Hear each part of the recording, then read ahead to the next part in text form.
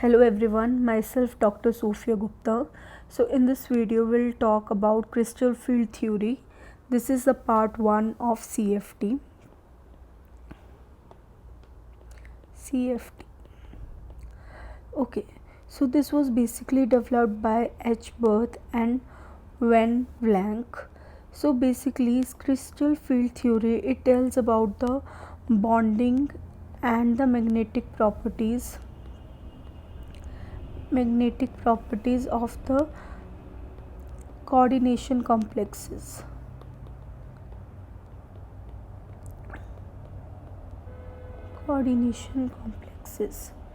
Okay, so basically before this we have done about MOT, molecular orbital theory.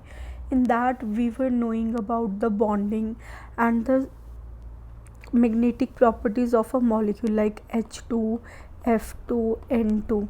This everything we were knowing from the MOT theory, but from the crystal field theory we will know about the bonding magnetic properties in the coordination complexes. For example, like this is a coordination complex. Okay, these are the examples of the coordination complex. Now you know that the coordination complex, it is a single moiety.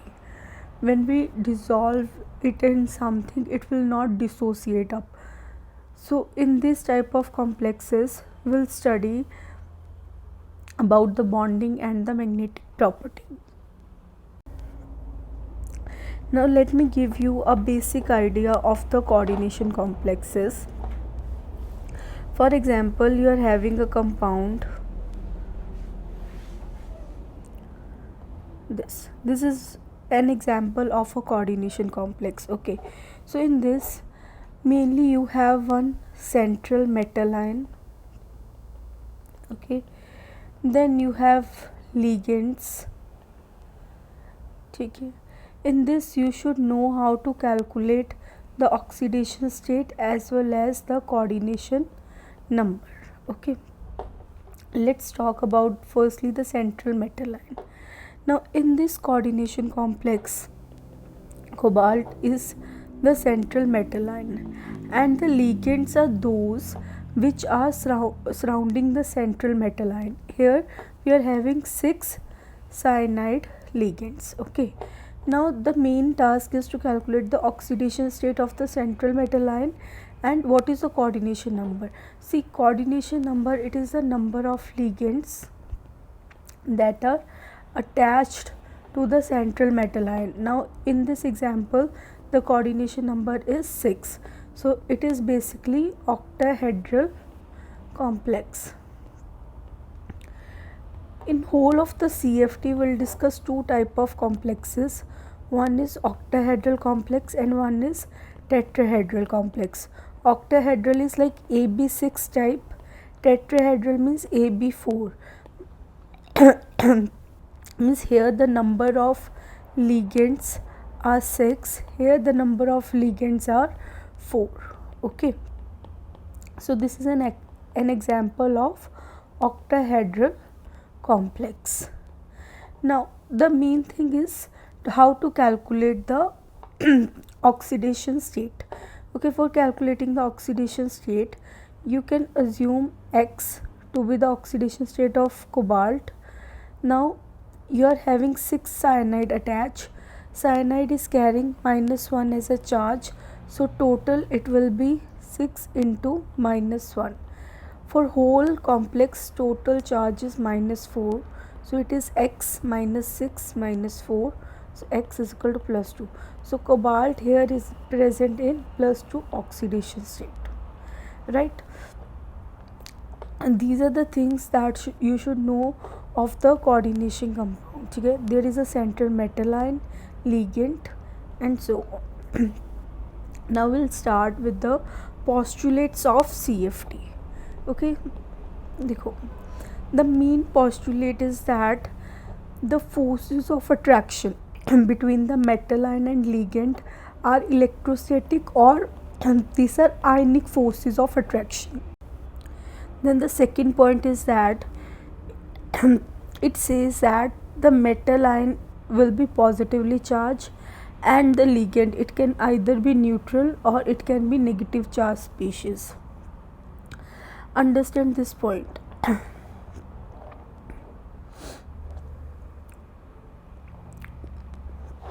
See, you are having a coordination complex. Okay, so this we have calculated. Here the charge of cobalt is, you can calculate, this will be +4. Okay, and cyanide is carrying negatively charged. So the structure is that there are 6 cyanide which are attached to the cobalt in an octahedral fashion. Okay, this you know that this is a structure. Now they are telling that the cobalt will be always positively charged because it's a central metal ion. Okay, it will be having a positive charge, but the ligands, it will be either negatively charged or neutral. See, ligands are those species which are giving its electron. Okay, so it should have the excess of electron. So either the negative charge, because the negative charge ligand will have the excess of electron, or neutral ligands such as ammonia, it is having lone pair of electron, so it can donate. Water, oxygen is having lone pair, so it can donate. So neutral ligands which are capable of donating, okay, that will act as a ligand. I hope this point is clear. Then is now the metal ion that we are considering is basically from the transition series. Okay, transition means d block ions, d blocks metal ion we are considering here. So when the metal is freely kept, when there is no ligand, so d, we know that it is having 5 subshells.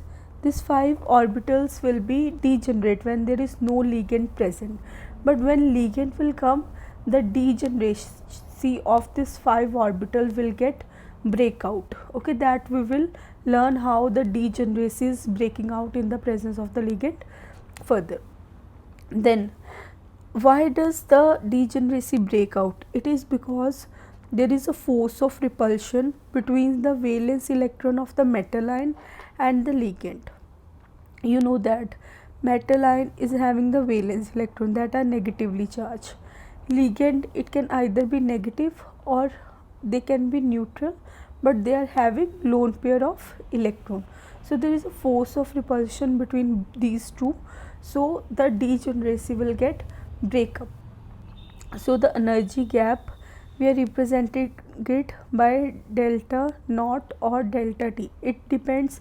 If your complex is octahedral, then we use del naught O for octahedral. If your complex is tetrahedral, then we use del T. Okay, now see, we know that D, we are having azimuthal quantum number for D is L is equal to 2. Okay, because L0 S 1 P 2 D. D is divided into further 5 orbitals: dxy, dyz, dzx, dx square minus y square, dz square. Okay, these are the orientation in the diagram which is shown. For example, this is dxy. Xy means it is present on the xy axis. Like I can explain you in a very simple fashion. This is your 3 axes, x, y and z. Okay, the main these 2 orbitals, dz square and dx square y square, these are present on the axis x square y square, and dz square is also present on the axis. See, this is a z axis, so dz square is this one present on the z axis. Dx square minus y square, see, on the x axis and on the y axis they are present. Dyz is yz, means this is present in here in between the axis. Okay, dzx matlab this is present over here in between the axis. These two are present on the axis and these 3 are present in between the axes, right?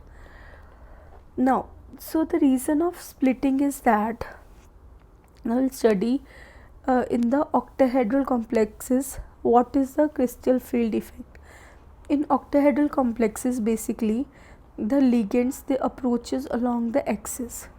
Now the orbital, I have told you na, these two orbitals, they are present on the axis, so they will be repelled more than the orbitals these which are present between the axes.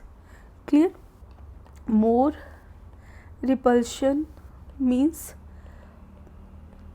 more instability. We know that energy and stability are having inverse relation. More is the unstable compound, so more will be its energy. More unstable means least stable, more will be the energy. So like you are having these 5 orbitals, these two will be splitted in a highly energetic manner. This is your this reference energy, and rest will become lower in energy. So 2 set of orbital, this we name as EG orbital, this is 2TG orbital, okay, are formed due to the repulsion. That I have told you why the splitting occurs. It is because of the repulsion between the metal, valence electrons of the metal and the ligands. Okay, so this is the diagram. See, now when the central metal ion is free, okay, for example this is your central metal ion, this is free, no ligand is approaching, the d orbitals are placed as such. But when the ligand will start approaching from the far away distance, okay, here the ligand start approaching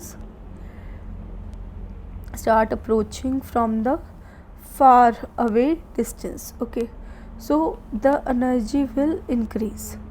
Now when the ligand comes very close, we have discussed that ligands are approaching towards from the axis, so these two orbitals will become higher in energy, and the 3 orbital, that is dxy, yz and zx, t2g orbitals become lower in energy.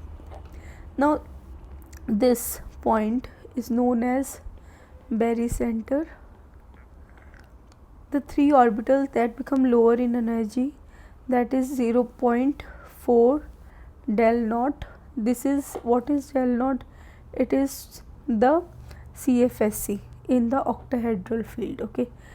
So this is minus 0.4 del naught and this will be plus 0.6 del naught, okay. So your CFSC for the octahedral complex will be minus 0.4x plus 0.65 plus NP, where N can be any number and P here stands for the pairing energy, that I'll explain you later.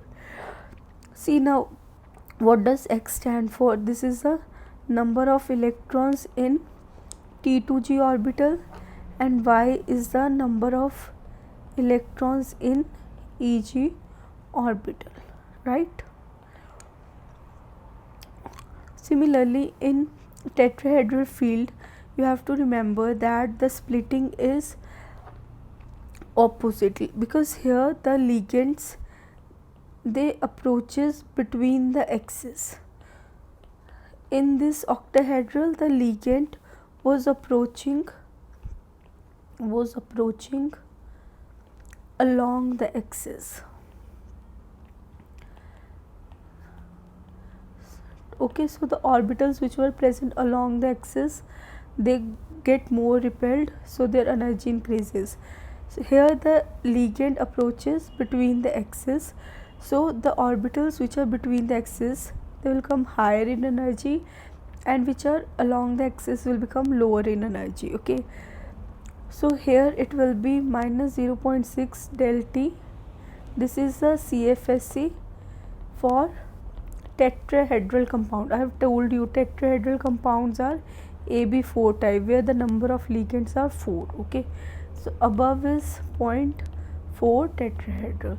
So their CFSC will be minus 0.6 x plus 0.4 y. See, x here is the number of electron which is present in E orbital, and y is the number of electron which is present in T2. Basically, you have to remember one thing more, that in octahedral we were having EG and T2G, okay, but in here we are having T2 and E. G here we don't use. G stand for Girard. Girard, we are using the term where we are having center of inversion. Like in the octahedral complexes, AB6 type, okay, A center, B are present firstly in the square plane, then 2 are above and below the plane, okay. So here the central metal ion is having center of inversion, okay. So in the octahedral we use the term G, T2G and EG, but in the tetrahedral complexes, that is AB4 type, there is no center of inversion, okay, no center of inversion, so we do not use the term G over here, okay. So here we are having T2G and EG, here we are having just T2 and E orbitals, right. Now one thing more you have to take into consideration,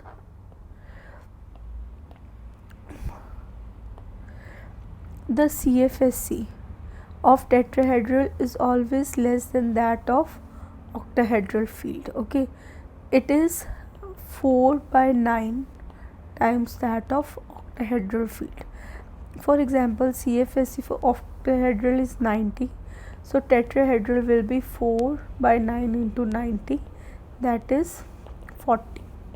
Matlab if your complex is octahedral, that will be splitted, the d orbital will be splitted more than the tetrahedral field, okay. I hope that you understood. So yes, this is for today. So the rest we will continue in the part 2, and students, if you are having any doubt, please do comment in the comment section. Thank you.